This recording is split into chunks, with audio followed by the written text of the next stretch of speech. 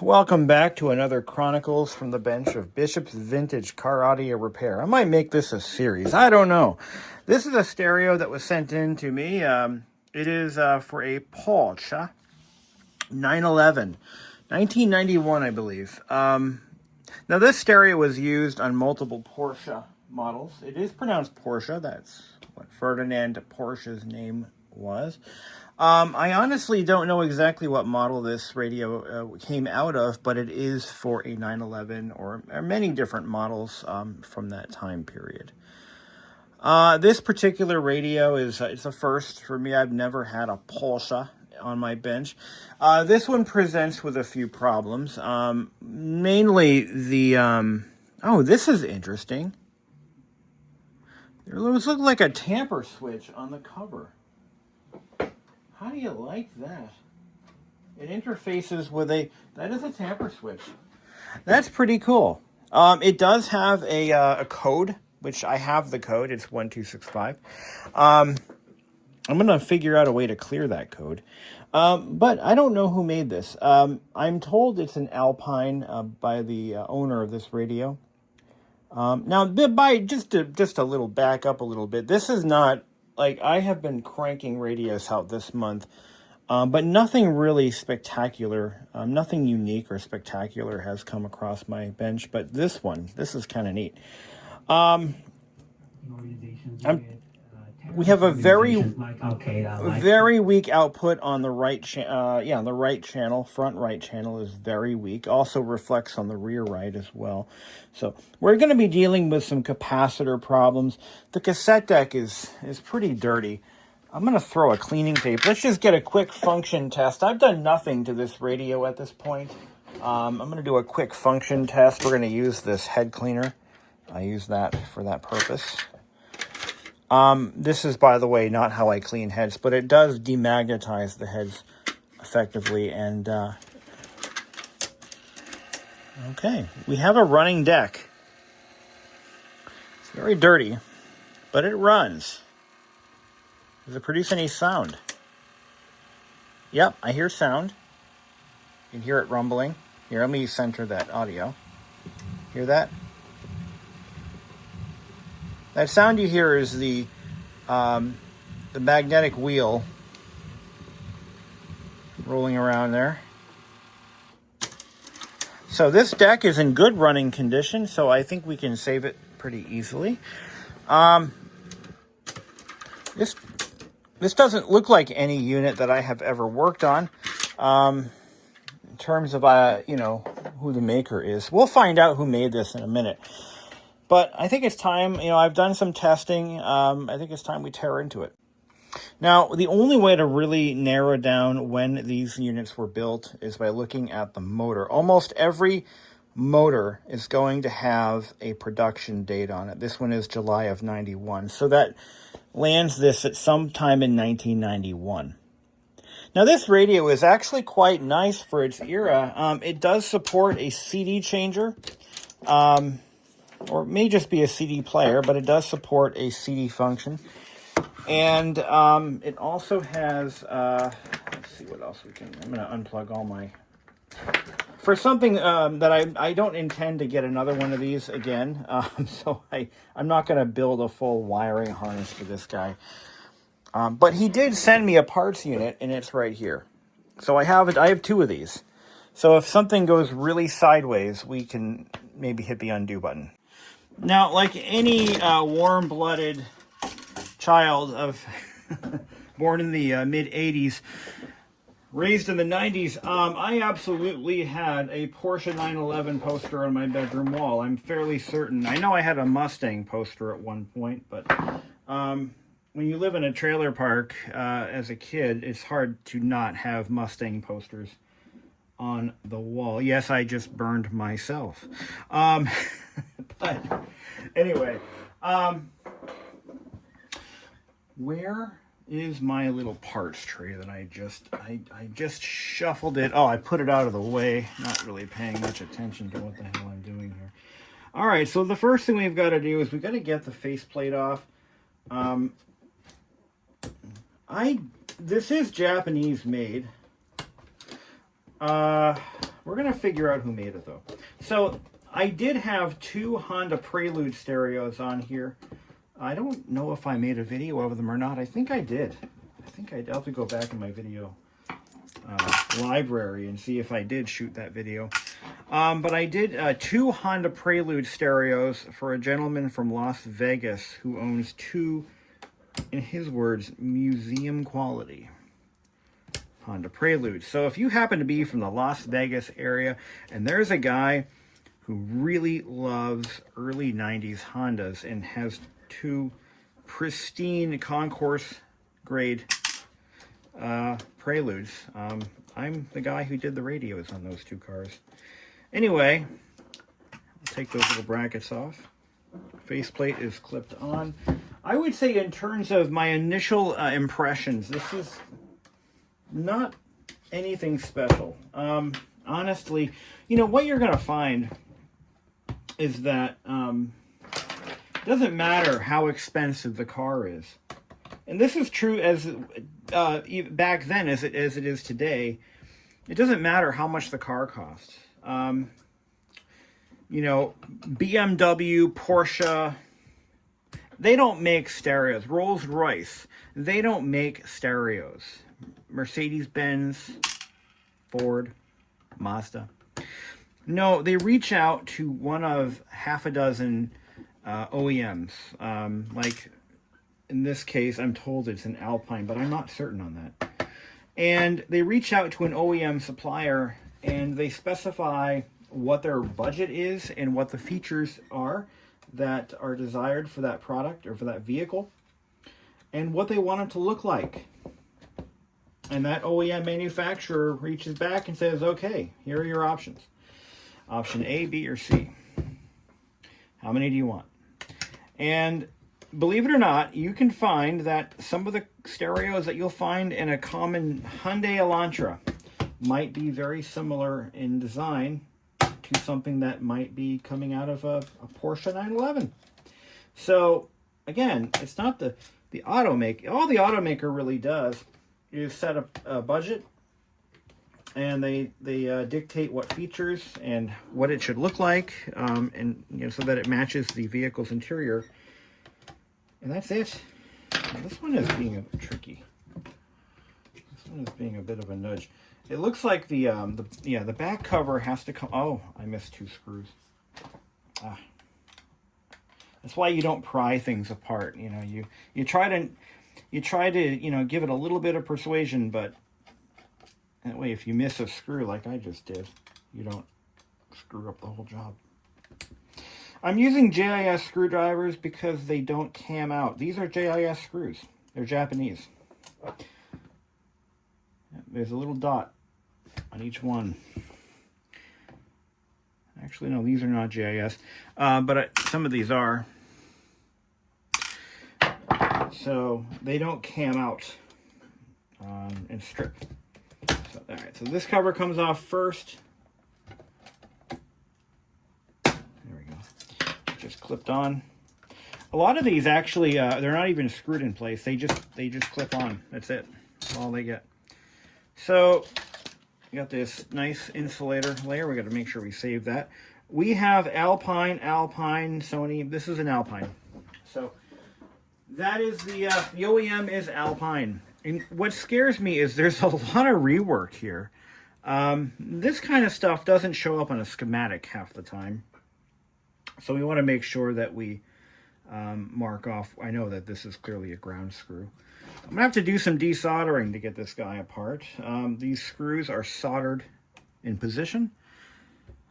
So they don't want you messing with that at all. Now, a car like this, generally, you're going to find that, you know, either the OEM stereo is long gone or it's sitting in the trunk. And there's some kind of Sony Explode or a JVC or even, heaven forbid, another Alpine sitting in its place. And that is because these stereos, as I mentioned earlier, you know, just because you bought a $50,000 car in 1991 doesn't mean you have a stereo worthy of a $50,000 car. So these stereos were not well revered in their day, and Yeah, we can clean. We're gonna make this look real nice. I'm gonna hit it with a buffing wheel. It's gonna look beautiful again. I see that it has a, so the Porsche, I might, since he sent me two, I'm gonna try it on one and then we'll try the other. But the cassette deck door is reverse printed, and so it's clear on the front. I want to try to get that effect back. It's really scratched up pretty bad. Something leaked in here. It does come off. Okay, good. So we're gonna polish these. This is gonna look really nice. This customer, you know, based on what I know about him, he's not paying for a discount radio repair. He's paying for quality, so we're gonna give him that. Not that I would do that. I mean, seriously, every radio I touch, I do the best that I can. And a lot of times, and I mentioned this before, a lot of my customers are coming to me after being rejected by other shops, because not a lot of shops want to take this stuff on. So I've carved out a slight niche for myself in that regard, and I'm trying to give my customers what they're paying me for, and if not a little bit more. So here's another example of why I love it when they send me parts radios. This knob right here is cracked. So we're going to take the knob off his part stereo and we're going to put it in its place. What's really heartbreaking though is a lot of times original equipment manufacturers will make two radios that look identical to each other, but not one component is compatible between units. I see that all the time. But that's a nice, not cracked rotary knob. Let's get this cassette deck out of here. Now the last Alpine that I had in my shop was for the those Hondas, and the cassette deck that was used in those 91 Preludes. Now remember, they're from the same era, same year as a matter of fact. They're both made in 1991, just as this one was. They had a much better cassette deck. So remember when I said, and I'm going to go back to my statement, it doesn't matter what's on the hood of that car. It all depends on where the manufacturer prioritizes the budget that's allotted for the construction of that car. With Porsche, the money doesn't go into the sound system. It goes into the engine, the transmission, the chassis, maybe the paint quality. You know, that's where the money's going. What they're giving you is, I mean, I've had over 250 radios on my bench so far. What they're giving you for your money here is nothing special. I'm just be honest. And this is why so few of these are still around. They're not. These have been replaced with CD players, with better cassette decks, with higher end audio systems over the years. There's not a ton of these that are still in active use. I mean, they didn't even, oh yeah, there's the plug right there. I was gonna say, they didn't even use a plug on this switch. And why is there a tamper switch on this? I don't know. I suspect it's part of the anti-theft system. It's possible that as soon as you pull the deck out, it automatically resets the code. That might be what that's for. Now we've got capacitors here that they don't show any signs of leakage, but we know very well that there is a problem. There is very weak audio coming out of the right channel. It's just full stop. There's like barely a trickle coming out of there. 90% of the time when you have some audio, or even if you have none, it's not going to be a blown amplifier. It's going to be a bad capacitor. So part of the service that this customer is paying for is a replacement of every capacitor in this unit. Every single one gets replaced. So that's how we're handling this. But I want to get a good look at this deck. Now this is going to be an easy job. What am I charging him? I want to make sure I'm charging him a fair amount, because this isn't going to be a very difficult. Yeah, I gave him a pretty good price on this one. So I think that's well within the realm of. He wants Bluetooth too. We'll talk about that later. That's if I feel comfortable adding Bluetooth. I may not feel comfortable doing that. But this deck right here, very simple compared to that Honda Alpine. Very simple design. I dare I say very cheap. This is probably one of the cheapest looking ones I've seen in a while. Just dust it off a little bit. I use the paintbrush. It works so nicely for that. Let me see if I have a belt on hand for this guy. Let's see if I can take this apart without taking it out of time. I think I can. That's okay. We have an undo button behind us. If for some reason I can't do that safely, then we will have to address that when the time comes. So I'm going to just make sure that I have a belt that'll fit this. I see some similarities to the Honda deck. There are a lot of relays, but that other deck, not relays, solenoids. So a lot of solenoids on these. Can I go through there?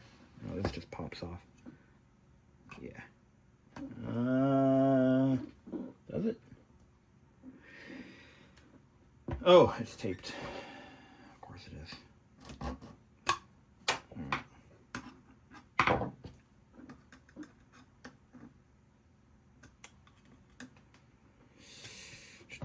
You're going to hear a ba-twing. Yeah, you're going to hear a twang.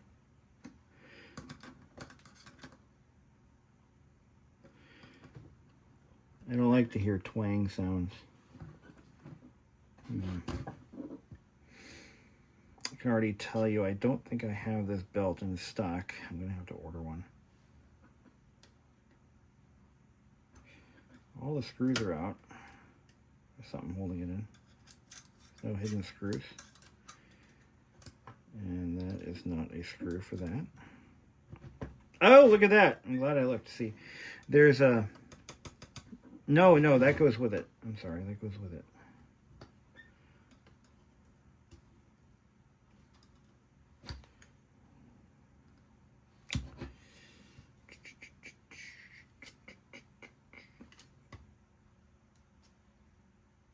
Okay, so it's hooked in over here. So it's got to come out like this, like a piano hinge, a piano lid. And yeah, this is very similar to the Honda that I worked on. I should be able to get it off without undoing this ribbon cable. But just in case I have to, we're going to just go ahead and...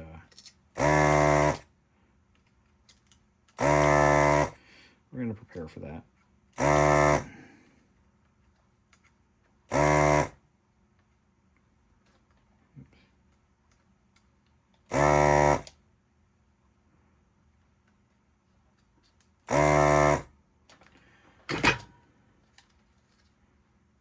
Out of the way.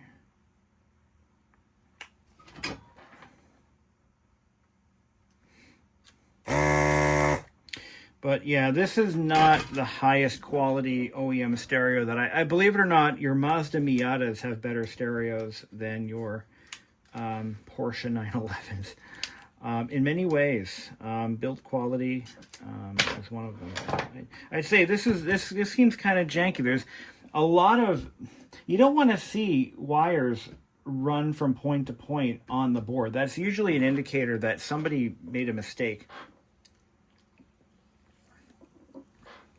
and rushed it into production. It's not supposed to do that. But it happens. It happens a lot.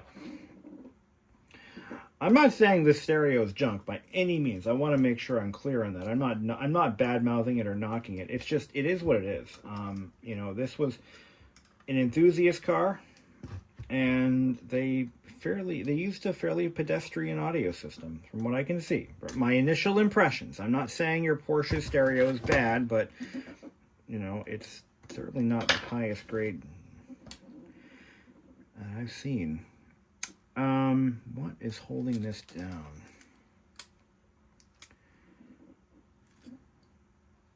This is nothing like the Honda. See, you got to realize that if it's difficult to take apart, it's going to be difficult to put back together again.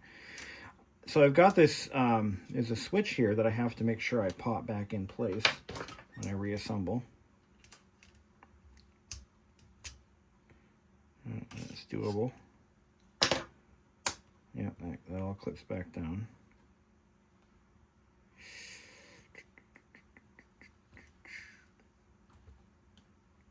Oh. Mm-hmm. Mm-hmm. And he studied it, and he studied it. There's nothing that tells me. So here's an indicator. So we're going to put a little bit of pressure on this. So I'm going to take this circlip off. I use a flat blade screwdriver. There's a tiny circlip here that I'm going to pop off here.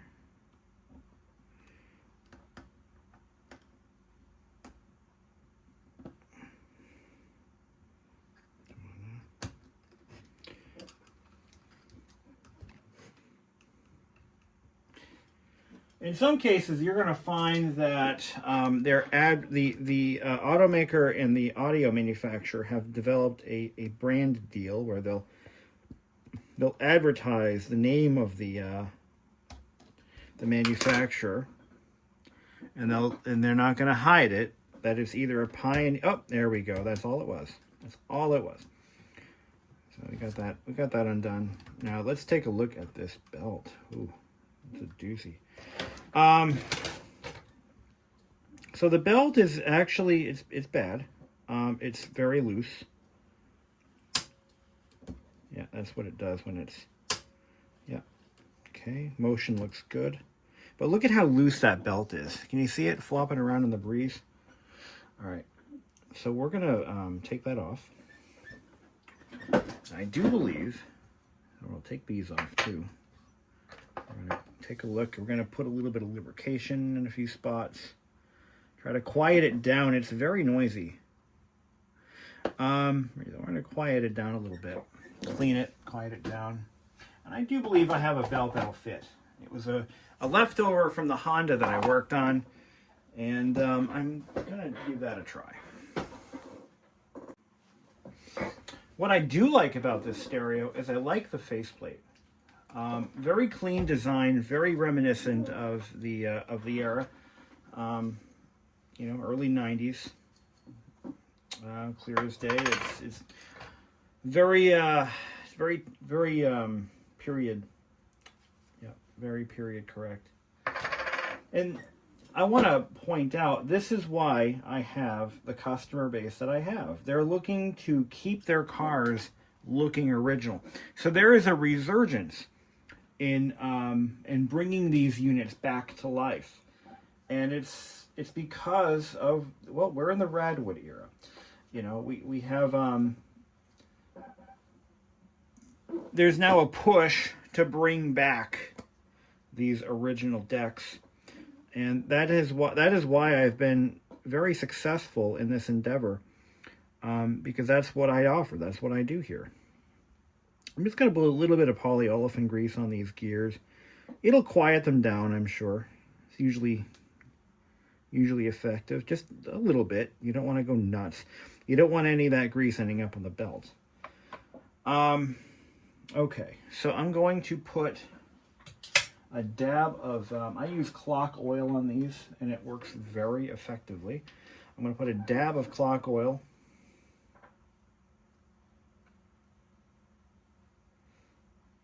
And I mean a dab. Just enough, and that'll work its way into the bronze bushing. And it won't work, and it should never get past the shaft. That spins nice and freely. Do the other one. Okay, there we go. All right, good. So the good news is we had a deck that was in working condition, so we want to keep it that way. When we reassemble, it's important to make note of these micro switches. Some of them are accessible from the top side, but when you assemble the deck, you want to make sure that they are fully seated, and they aren't holding up the cover. That's sometimes difficult to do. That's the only real caveat here. So I've got this belt. Where's the original one? I've got this one right here. It's about the, no, it's a little bigger. It's a little longer. So here's what I'm going to have to do. I'm going to have to cut that belt and size it up So we're going to cut that belt, we're going to size it up, and then we're going to order a new one. I unfortunately do not have one I think that will work. Oh, well, I got this one. And I usually take about 10-15% off the belt's size. Yeah, that's way too small. So it won't be that. So I'm going to show you how I size belts. So I have a supplier. They let me buy by size. And I have a ruler. Actually, use a tape measure. If it's over 12 inches, use a tape measure. Let me grab a clean blade and we'll get him a new belt. While I'm waiting for that to arrive, you can measure them not cutting. You can do it by not cutting them. I just find it easier. If the belt is intact, I like to just cut it, get it in actual length. You don't have to do it that way. But I'm finding that that's more accurate. So what you do is you measure the length of the belt, divide by 2, or multiply by 2, and there's your belt length. But this belt here, without stretching it at all, we're looking at, it's a 12-inch belt. So I'm going to order 11.5-inch belt, an 11.5-inch belt. It comes in at 12.25. So that will ensure that I have a belt that's got plenty of tight enough. Oh, and also the thickness. This is going to be a 1 millimeter, about a 1 millimeter belt. So let me go ahead and order that. And then I'm going to start working on the capacitor work, which is why we're here in the first place. And we've got plenty of that to do. So yeah, it's going to be fun. Yay. Yeah, the trick is to get that cover. So the timing is not an issue on this one. On some of the older decks, it's the timing that trips you up. So there are gears that are timed very specifically, and getting them back is sometimes almost impossible. Without documentation, it's almost impossible. In one case, I found that it just wasn't. Like I had to replace the deck with another one because I could not get it back in time.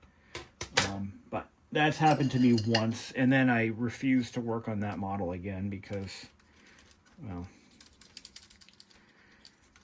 it's just a lot of work. So I forget which. I think it was a Fujitsu. That's what it was. It was an old Fujitsu deck, and I gave up on that. It was not something I typically see a lot of, but clean up some of this. Take some compressed air and clean it up a little bit. Now there's a capacitor under this cover that we also have to replace. And if I didn't have a second motor, I would probably just skip that step, because I have a second motor in case it breaks during disassembly. Then I don't have to worry about it so much. Okay. And if you don't like some of my methods, if you have a better idea, hey, you know what? I'm open to suggestions. I mean, if you see me do something you don't understand or don't like what I do, tell me. Yeah, it's okay. I have developed my own methods because I had to. There's just not a lot of documentation out there for some of these car stereos. You just have to figure it out, you know, FAFO, as they say. And yeah, I've made mistakes over the years. Absolutely. I won't shy from that. That's how we grow. So I'm going to set that aside. I'm going to get that belt ordered. And what did I say? 11.5-inch belt is what I need. So we'll get one ordered up. And let's start digging in. So it looks like the main board I can mostly recap in place. The tone control, audio control board, that has to be removed. So we're just going to loosen up this. Oh, they put Loctite on this, didn't they? So we're going to remove this nut here. You know, ever since I was a young kid, 2 years old, I'm told, I have always had an ability to take things apart and put them back together. And I always, throughout my life, I thought that was normal. I thought everyone could do that. Like, if I can do it, why can't, you know? As it turns out, there are people who, honestly, and no fault, I mean, we all have our strengths. They take something like this apart and they get lost. They don't know how it goes back together. Or they take a cassette deck apart and they don't understand how it goes back together. I don't know what it is. I can't explain how I do that. It's kind of like how a mathematician often cannot explain how their brain works, and you know, and communicate how they can solve complex equations in their head. Not that what I do is complex or difficult, but as it turns out, to some people it is. I've been doing this kind of stuff my entire life. I'm 41, and put a little deoxit in these, prevent problems from occurring later down the road. The deoxit does a really nice job of not only lubricating, but also cleaning and removing corrosion and helping to remove contaminants from these trim pods. Now, you should probably take these apart and clean them. There is one part that I will actually do that to. The rotary encoders on the Mazda Miata stereos, I will take them completely apart and clean them. But for these, it's often not necessary. A little deoxit down in the gaps here is all it takes. I use the D100L. I love this product. It has a precision applicator, and it does a fantastic job. I use this stuff for a lot of things. So repeat until surface is clean. Apply deoxit gold, deoxit shield, or deoxit grease to clean surfaces to extend protection. Yeah, I use this stuff on a lot of micro switches where you can't get in there. And then what you do is you let it do its thing, and then you just spray it out. And that leaves a trace amount that continues to work. Anyway, there are no capacitors on that board, so we'll just put that aside. Usually they are loaded with them. Let's see what we got here. So this tone control board, I'm going to pop these knobs off real quick. There we are. Put those in the parts tray. This has to come out. I do believe there is a cap or 2 or 10 on there. We're also going to replace all the lamps on this unit as well. I got to make sure that my lamps won't affect the color. I think these are, these are clear bulbs, so that shouldn't be a problem. Take this off. But yeah, he wants Bluetooth on this, and again, I'm not promising anything right now, and I told him that more or less up front. It would be a separate thing. I think if I look this over real good, I think I'll be able to figure that out. I only offer Bluetooth on some radios that I know can support it. I know how they're wired. I know how they work. And those are the ones that I typically offer that option on. But I have not done a Porsche radio before, so Bluetooth maybe. But he really wants his factory stereo back, so I respect that. And yeah, they use Loctite on all of these. Fortunately, not the strong stuff. They use the weak, almost like an enamel anti-tamper product. Okay, there's one cap on that board. I'm changing out that. Put these away here. Okay. All right, so we're going to pull the tuner board out. And we're going to recap that as well. All right, so I'm going to put my, I'm going to grab a marker here, and I'm going to mark off, that's where a ground wire goes. Take that ground wire off. All right, okay. Take that tape off. Readjust my lamp. So I do this so that I can reach all the caps on that tuner board.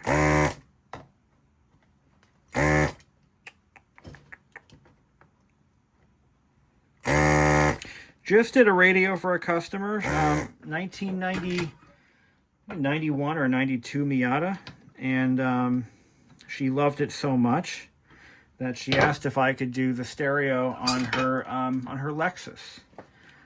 It's a newer product, a newer stereo. I politely declined. I said, unfortunately, I'd rather not do one of those at this point because, I'm going to need a sacrificial lamb. And she says, hold my beer. And she bought another radio on eBay and had it direct shipped to me before even asking me. And I was expecting it to be I was not expecting it to be, that kind of a deal. So she told me, oh, by the way, you'll be getting a radio from eBay. Go nuts. And I said, okay. Since you're so kind and you're very persistent, I will do what I can to help you out. Anyway, so this is going to be our this is our AM tuner, I believe. Where does the center pin of that go? Yeah, I think this is the AM tuner. And the FM tuner's right there. Up convert MW LW, so medium wave, low wave unit. Yeah, so we'll do all those. Now the meat and potatoes is going to be right here. This is going to be our amplifier, and this is where all the fun stuff breaks. This is where all the good stuff happens, and that's going to be in the amplifier. So we're going to pull the amplifier and get that out of there. I don't want to put any. I still have the display mounted there, so I don't want to put too much downward pressure on it, for obvious reason. Let's take this cable stay off. What's interesting is the blend of Japanese and German writing on this unit. So the world working together, hand in hand. Yeah, Axis powers. You can look at it that way too, if you want to be dark. All right. So, got this heat sink mounted. Oh, so I get it. All right, so I got to take all these out anyway. So this is actually built a little bit like that Honda, but not exactly. This almost looks like an older design, like something from the 1980s rather than the early 90s. But yeah, I guess. I gotta check. I think there's a jumper wire. And there's probably 50 different kinds of screws on this. That doesn't scare me. I know where they go. For the most part. Yeah, we're going to take this wire off of here. That's pretty self-explanatory where that goes. I'm trying to find that smoking gun, that capacitor that has let loose its juice and is coming back for more. I'm probably going to find that here on the amplifier board. Oh yeah, there's that ground wire. I got to take that off too. I'm going to mark it with a pen right there. Okay, so that's going to be that. And that should just connect right. Oh, okay. I think we found our problem, guys. I think we found the problem. Let's see what we got.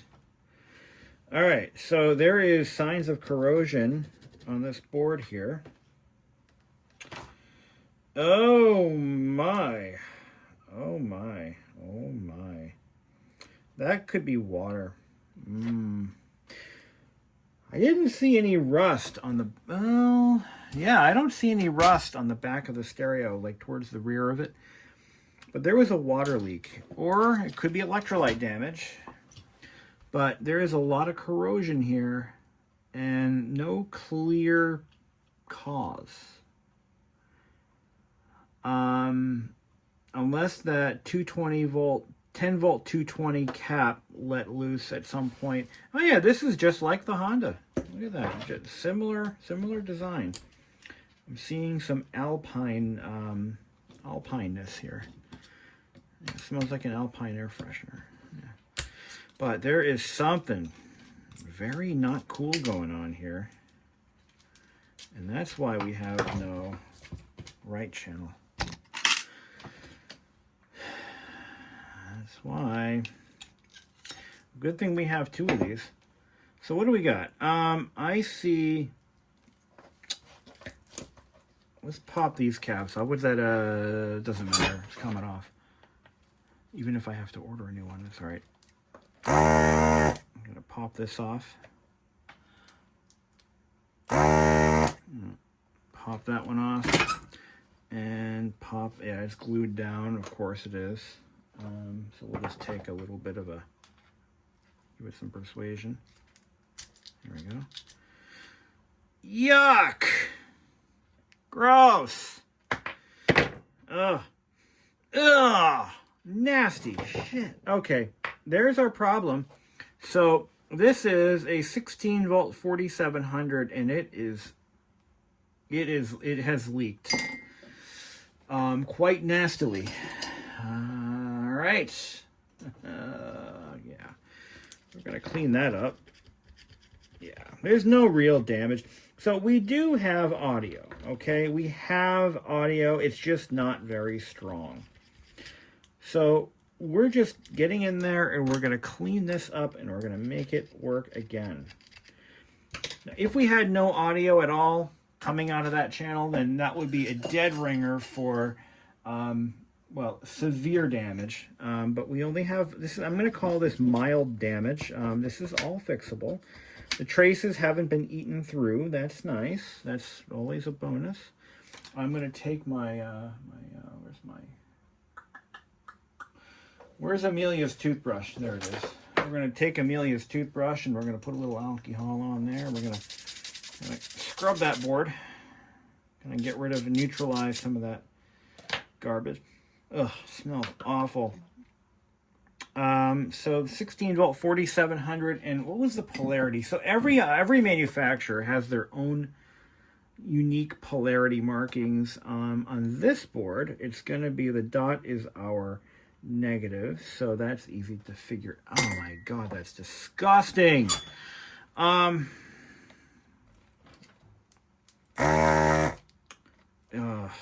this one's going to be fun. How about this guy? Yup. Oh, yeah. Oh, yeah. The 10220. All right, so let's get a new swab. Now we're getting somewhere. So, loose belt. Yup, fixable. But now we're dealing with our root problem here. Oh, this is bad. You got to clean that shit off as best as you can. Any damage to the, no corrosion on the, but look at this. All this right here. See, this stuff gets under the solder mask and eventually causes erosion. Short of stripping the solder mask off, what I usually do is I find anywhere where there's damage and there's a break, I can jump it. But I don't go as far as removing the solder mask because that can introduce all kinds of new problems. It's just, I just don't do that. But we do our best to clean them. Oh yeah, there's another one totally gone. Let's see if I think I have a 164700. I do. I don't use a lot of these. They're not very common on the units that I typically work on, but I do have some. Now, we're going to put that on his tray. There. Okay. So I didn't plan on doing a full cap job tonight. I just wanted to kind of get started on this one. And that's all I'm doing. So we're just going to get started, and then, magically this radio will be fixed. I needed a 10220. Yeah. Definitely found the problem, guys. That was obvious. And that's pretty much how these radios go. This is how they go. We don't find anything wrong until we do. And it's always capacitors. Always with the capacitors on these guys. So we're just going to do a little partial recap right now, and then I'm going to call it a night. It's getting late, and I would like to sleep tonight. But yeah, I'm going to reach out to my customer, just let him know we got started, and definitely found the problem. 100% found the problem. What's this guy? This is going to be a 50.33. I don't even have. I'll do a 0.47. We'll sub a 0.47 in there. Do I have a 0.33? I got a 2.2 and I got a 0.47. So we'll do the 0.47. Yeah. But we got to clean up after all these caps. 50.33. Now, yeah. So 50.47 is what I'll put in there. You do have some leeway when selecting replacement caps. You can within a percentage you can go, I guess 20% up or down. Yeah, you can always go up in voltage. You just can't go below. You can never go below either voltage or capacitance, but you can go above. That's always an option. So I'm gonna go ahead. I'm gonna solder these guys. Let's do this one, this 16 volt 10. We'll get that one done. Yeah, that's what I thought was gonna. That's what I thought. That's what I thought. I just had a gut feeling that oh, not much better, friends. 1610. Let's clean that up. Oh my. Oh my. Are we missing the entire? No, it just okay. All the connections are on the back of the board on that one. Now, what I'm seeing here, I don't like. This diode is crusty. I don't know where that's from. There's no capacitors nearby. What did I say? It was a 1610. 16 volt 10. I got those. Normally I have the. Normally when I do a radio, I take a tray of I take the trays of the most common caps, and I have them at my ready, and then the oddballs I do later. But yeah, this is one where I'm gonna just go ahead and I'm gonna just gun it. So all right, let's go ahead and we'll shut our desoldering iron off and clean the tip on that, put it away. We're done with that for now. We don't need it. Okay, now we fire up the instant heat. Love this iron. This is my FX971. I love this thing. My Hacko FX971. Good little iron. Lightweight handpiece. Heats up quick. Recovers quick. Everything about it is quick. But we'll go ahead and get these in place. But yeah, definitely found the problem.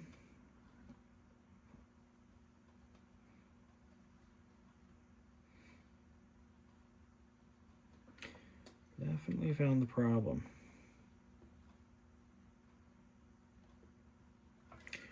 There we go.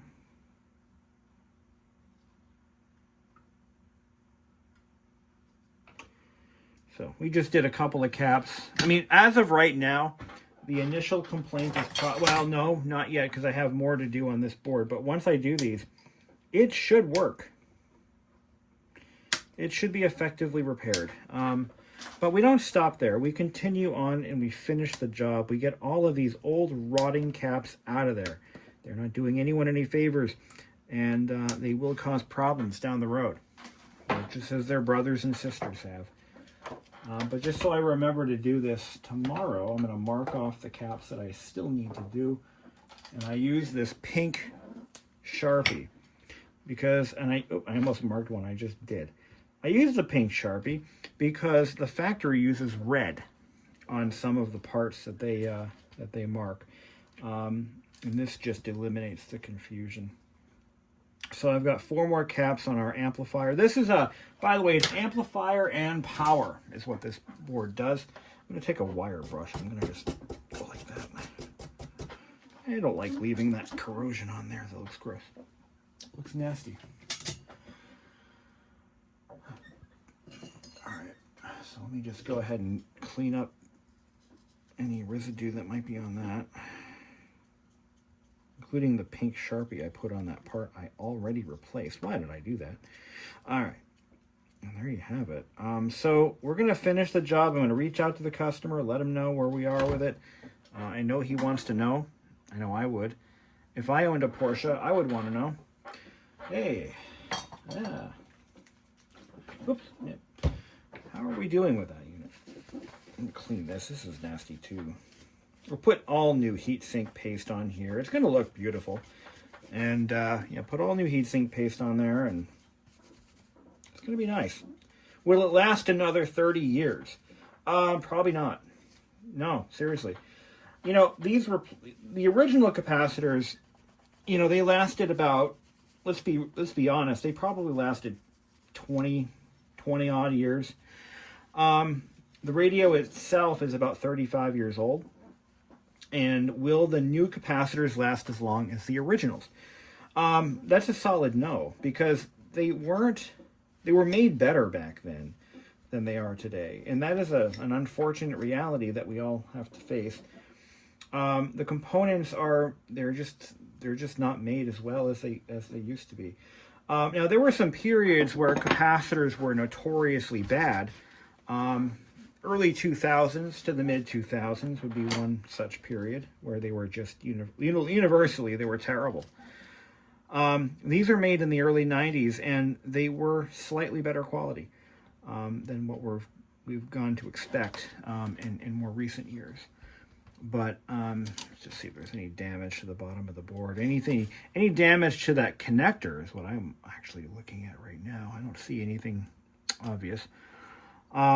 There's no evidence of drippage or leakage. This will be an easy radio to do, assuming that belt doesn't give me any headaches. We should be in and out of this one. So, but yeah, you don't want to see all this rework here. It's shoddy. It just indicates that the manufacturer made some pretty gnarly mistakes when they laid out the board, or for whatever reason they just couldn't fit a trace. They needed a connection from here to here, and they just couldn't fit it. So this was the easiest cop out. So we got 1, 2, 3, 4, 5, 6 bulbs plus whatever's behind the display, and I can almost see where that goes. We'll put new bulbs there. There's a random cap on the display control board. This is going to be an in and out job. I don't really see very many bipolar caps, which are, I don't stock a lot of those because, oh, I see one. There's one bipolar cap. I don't use a lot of those because they're not really called for very often. So, all right. I think I see another leaking cap. I'm going to get this tuner board off. What I like to do is determine where the audio is coming out of the tuner and into the board, and that's where I'll usually chop in my that's where I'll cut in my Bluetooth. But if it's not obvious and it's not marked and I don't have schematics, I'm not going to attempt it. I could figure it out, but I'm generally not going to try. Just because it's not worth it. Why is there an LED on the tuner? There's a little yellow LED inside there. It's bizarre. Oh shit, we got one right here. Look at that. Corrosion.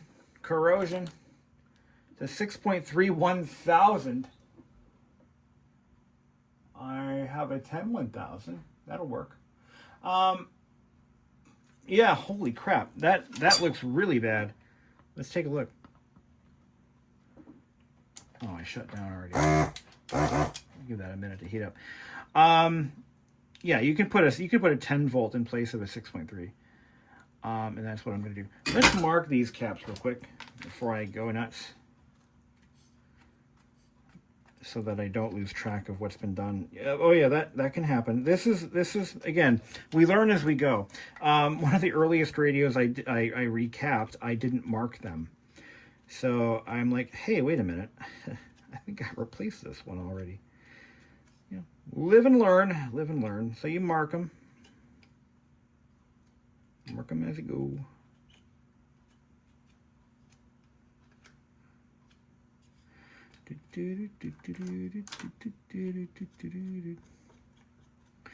Just thinking of all the music that this thing played.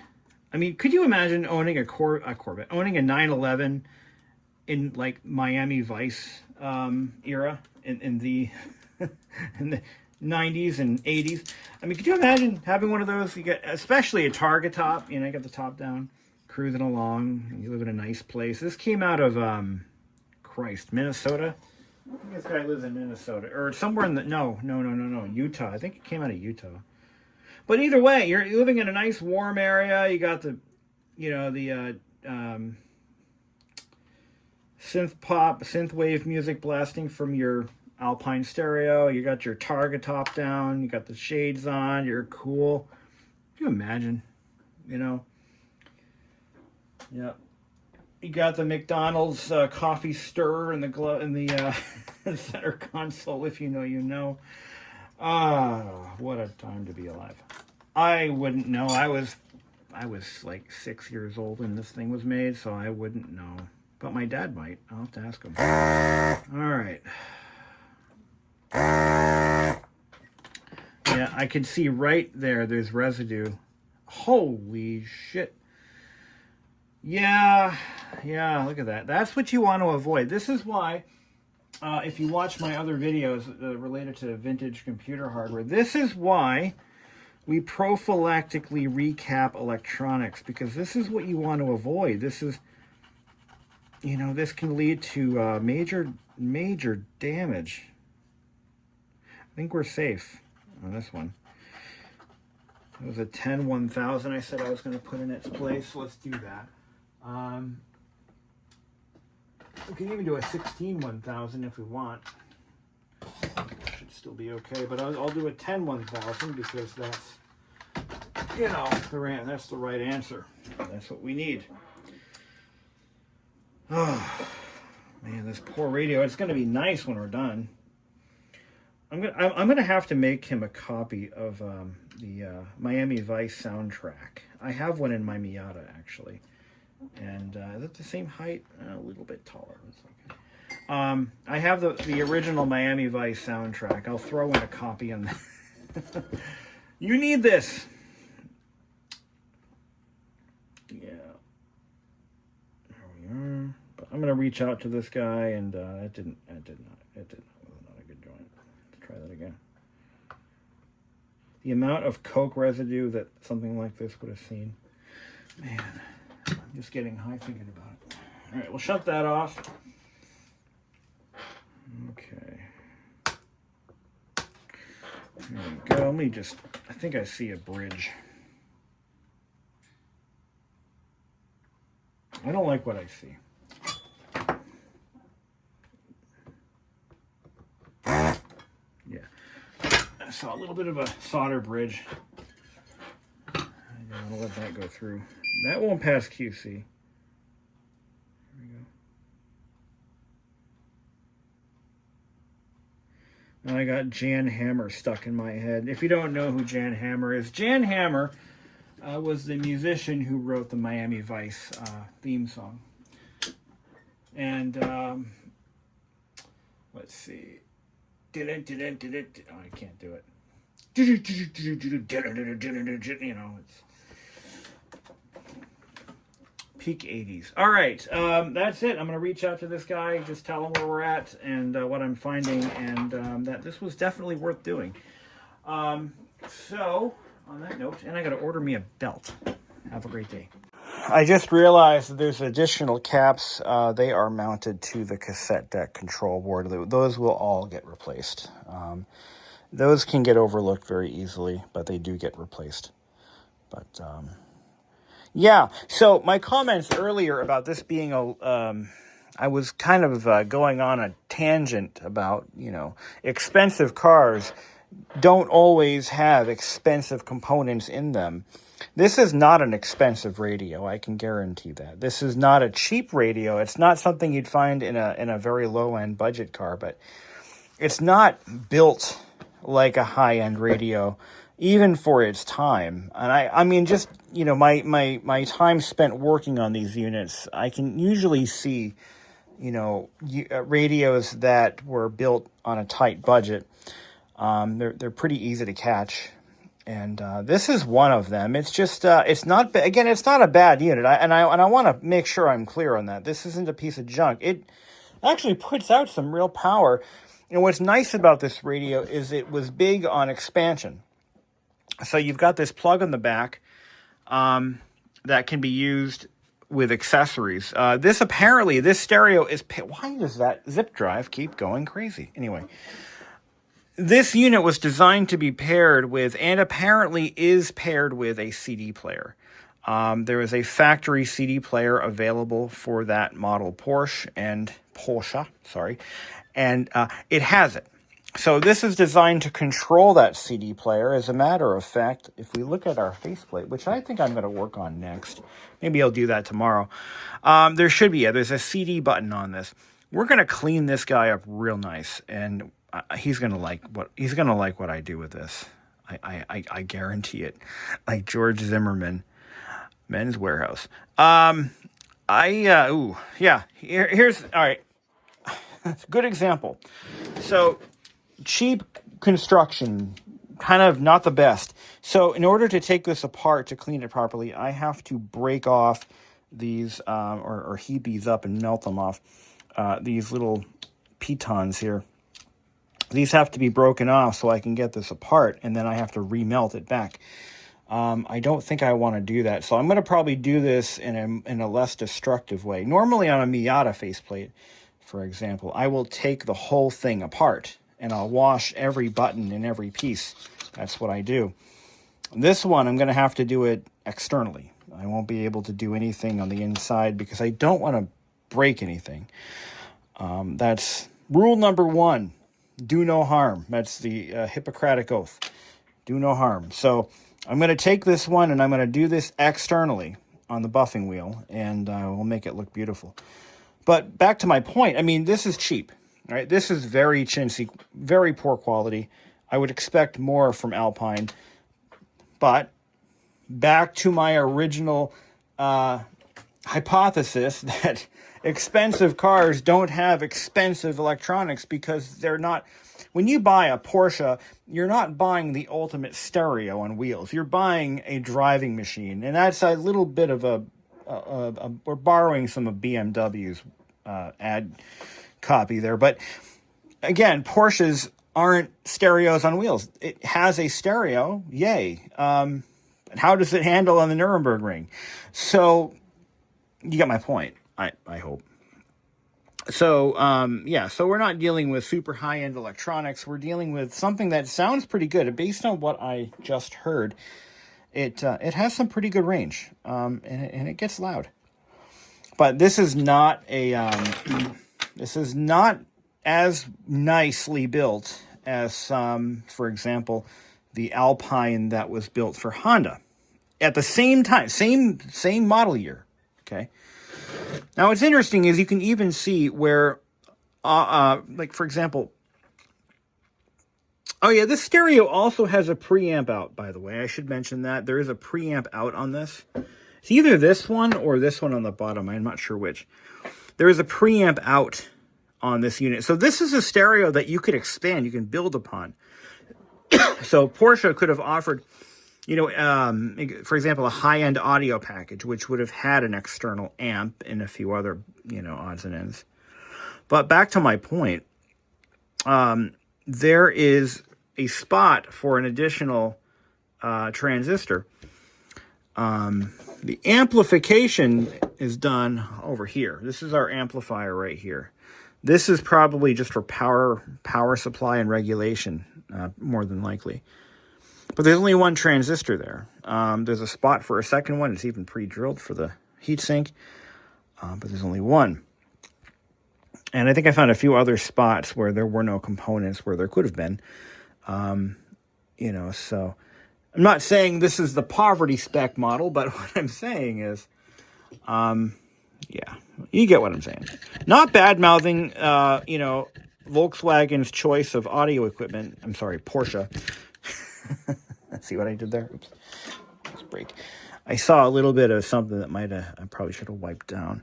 I don't like this trace here. It looks a little black to me. See that bubbling right there? So if we make sure the power's off, clearly it is. Or take a little tool here. And I just put this unit together too, man.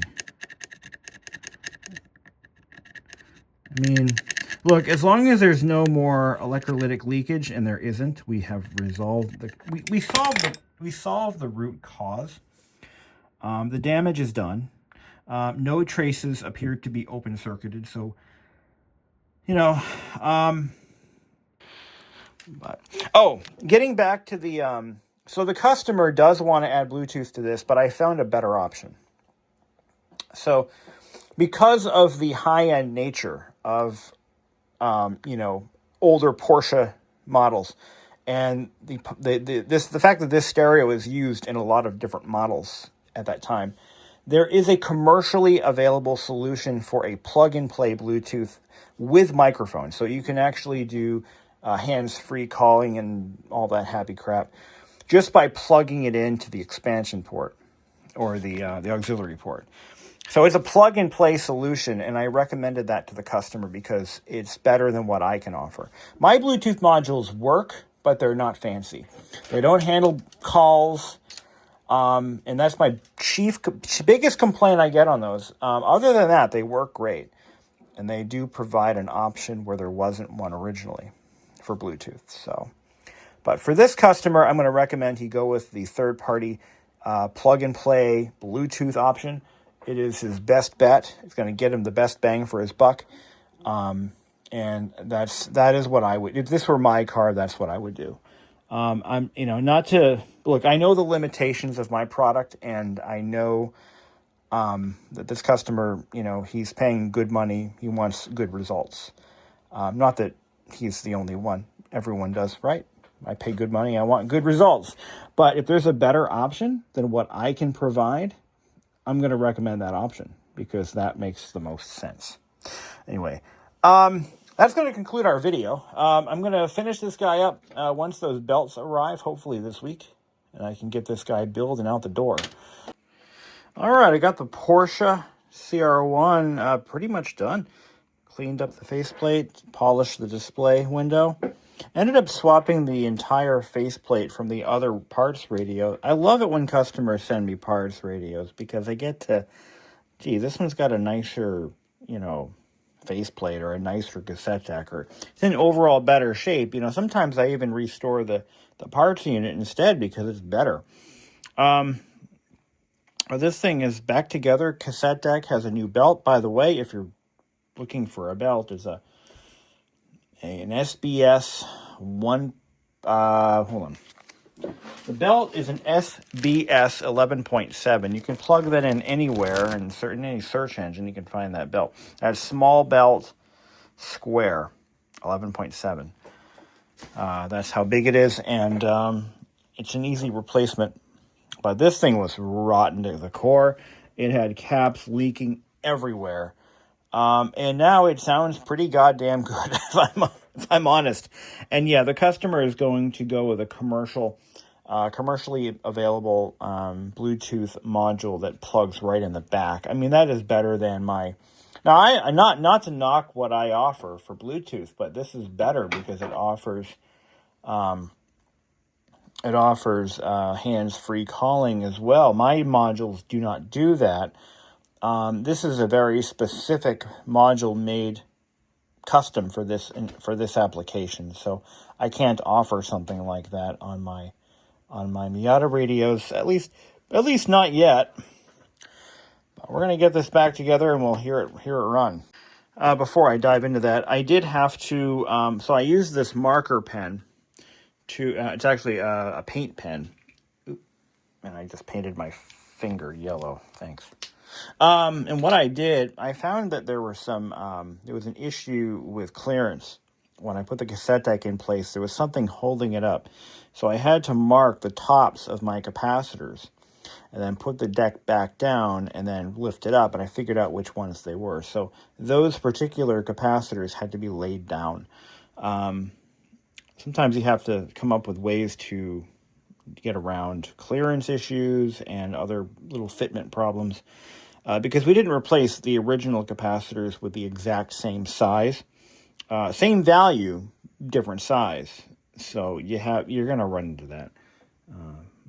I tend to run into that all the time, actually. All right, code 1265.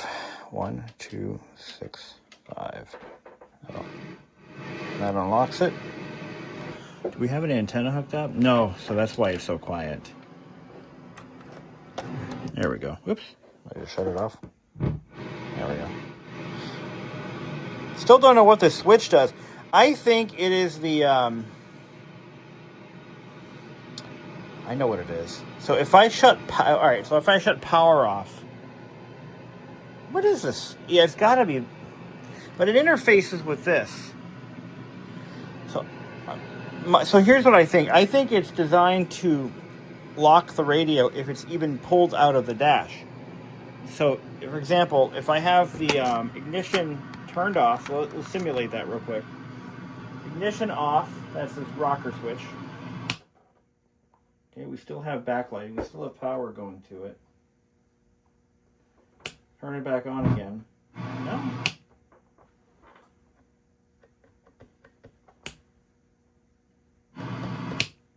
I have no idea what it's for.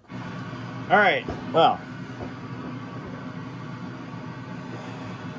So, I'm going to run my speed test.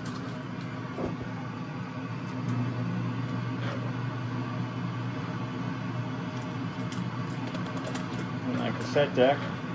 So I haven't even done that yet, because the deck is, when I first started with this project, the deck was pretty much, the belt was slipping, because it was so loose.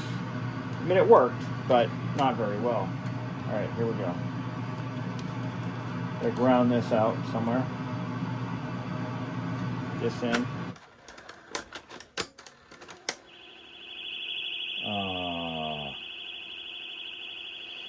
Motor control cap is bad.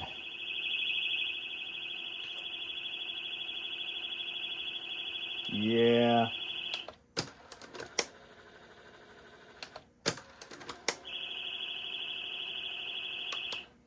That's all right. This has one we can replace. So, not a big deal. We're going to pop the deck back out, and we're going to change out that motor run cap. This one you can actually desolder it right here, and you can pop the cap off and change out. There's a little 16 volt 22 microfarad cap right in there. I'm kind of glad I got that on camera, because this is an issue that happens a lot. For example, I see a lot of these cap issues with the motor speed control cap in these Pioneers that are used in Mazdas, Miatas, and other models too. For whatever reason, sometimes they go, sometimes they don't. I generally don't see this happen in older first-gen Miata stereos, but I change them anyway, and I just forgot to do this one. And the first symptom is, if you've already changed the belt, and the deck is in otherwise good running condition, this is your next step. And under this cap, you got to pull all this off here. Under this cap is a little capacitor. Let me grab my tripod here. It's usually a 1622. And I can't seem to find the tiny ones that were originally installed. The ones I'm getting now are a little bigger, but they do fit. So You're going to use our desoldering gun. Make sure it's ready to pull. Clean the tip, because we're going to need all the vacuum we can get. All right, here we go. And I have another motor if this doesn't work, so, or if something goes wrong. You want to hold the heat there for a few seconds. Here we go. All right, I think we got it. All right, like I said, if this doesn't work, I do have another motor.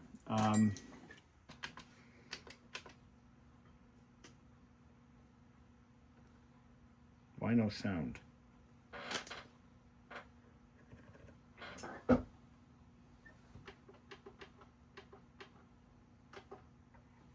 Why am I not getting sound? Oh, these cables. That'll do it. That's fine. That's good enough. Now, 3,000 hertz tone. What do we got? Look at that. Was I right or was I right? Now, the speed is way off. I mean, it couldn't be worse. So, I'm a little teapot, short and stout. All right.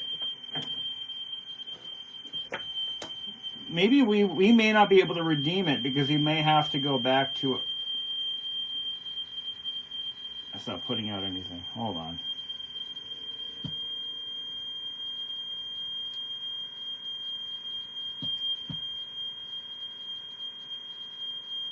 $3.21. No. It sounds really...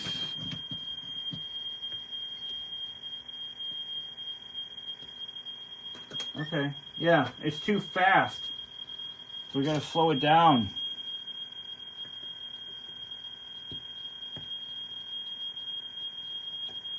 Hold on, where's the...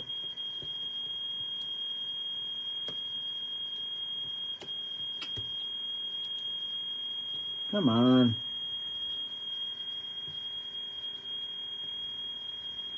Trying to find the adjuster here. Did I line it up wrong? Yeah, that's too fast. Way too fast.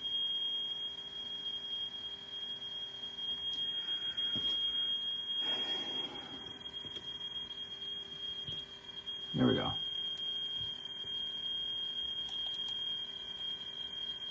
It's not changing it at all.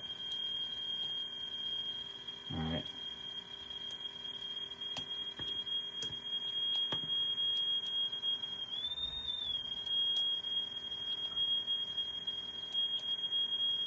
So what we're going to have to do here is we're going to have to swap out this motor. So it turns out, surprise, that the value of that capacitor was probably chosen for a reason. So we can't get it down to an acceptable speed. I bet you if we went to a, what did we go from a 33 to a 22? So if we went to a bigger cap, and I don't have anything big enough that'll fit physically in that tiny compartment. Solve the problem, but the speed is way off. So I can't go much. I need a 47 is what I need, and I just don't have one that'll fit. So I can go lower in voltage. I can do a 6.3 47, but that could blow up. So you don't want to go down in voltage. You kind of want to stick to the closest you can get. Can't go any further down in size. Do I have any? No, I got nothing. So here's our only option. I'm gonna either order another capacitor, or because let me show you what it sounds like. It's gonna sound like Mickey Mouse here. So let's put something in there and see what it sounds like. Oh, 1265.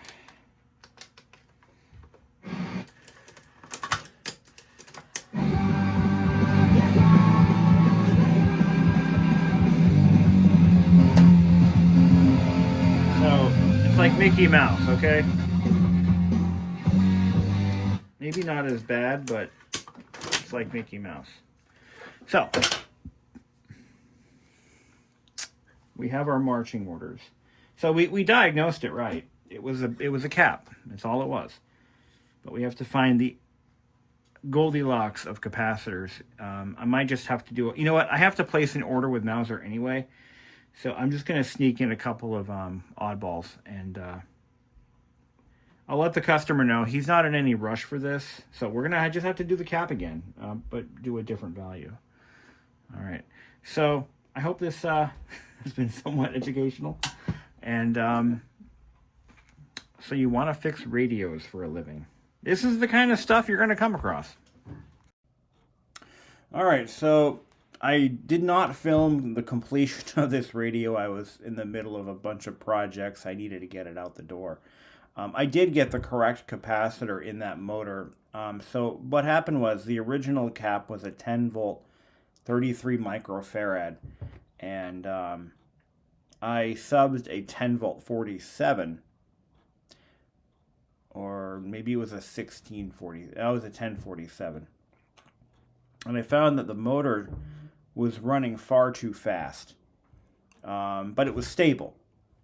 So I ordered some 10 volt 33s. And I put one of those in, which is exactly what came out of it. And it still ran too fast. And the speed control did nothing. So I grabbed the spare parts motor, and I found it too had a faulty cap. That one actually had leakage. It was pretty rough. So I put the 10 volt 33 microfarad in that motor, put it in the deck, and it still ran too fast. We're talking a difference of 0.25 megahertz when you're measuring it with a 3K cassette tape. So 3.0 versus 3.25, 25. Is it acceptable? Yeah, it's not too bad. But again, once again, it's like the speed regulation circuit doesn't do anything. You can adjust the speed by turning that potentiometer a little bit up or down. Doesn't do a damn thing. So I reached out to the customer and I said, look, it is working, works really well. It sounds good. It's just a little bit fast. Not too fast, but it is what it is. And the customer seemed okay with that. And he's actually going to be putting in a third-party Bluetooth mod anyway. So, but at least he gets to enjoy the factory deck. Tapes do work fine. It plays smoothly. It plays bright and loud, and it's a good unit. But yeah, I'm not too familiar with that model, and if there's another way to adjust the motor speed, I haven't found it. But you know, so anyway, it's been shipped off. Customer seems, well, I haven't heard back yet, but I'm sure he's going to be happy with it. So thank you for watching.